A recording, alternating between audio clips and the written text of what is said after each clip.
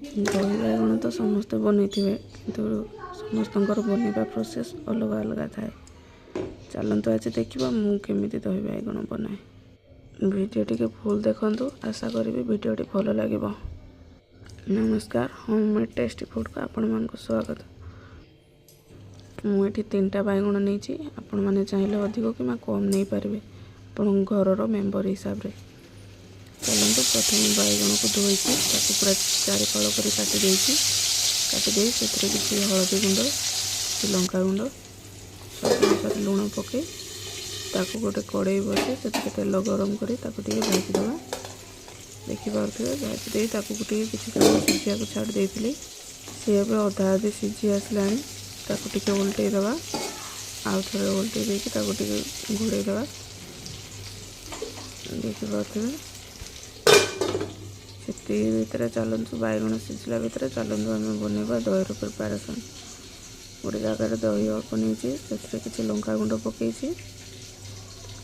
स्वाद अनुसार लुण पकई आधा चामच चीनी पकई। दही रे जो खटा थाए टे बालांस कर चीनी पकईले। ये प्रोसेस थे ट्राए करूँ।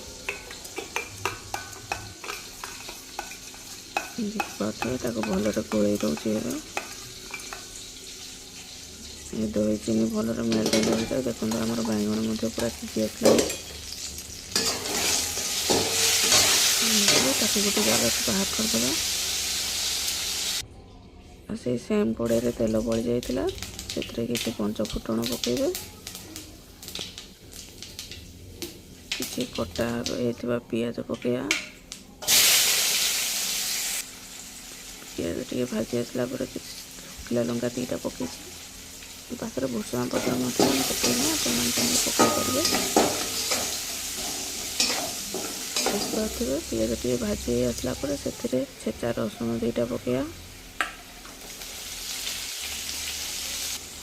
देखो सब भाजीला भितर बैगण को भाजी रखी आम तादेह पकईया।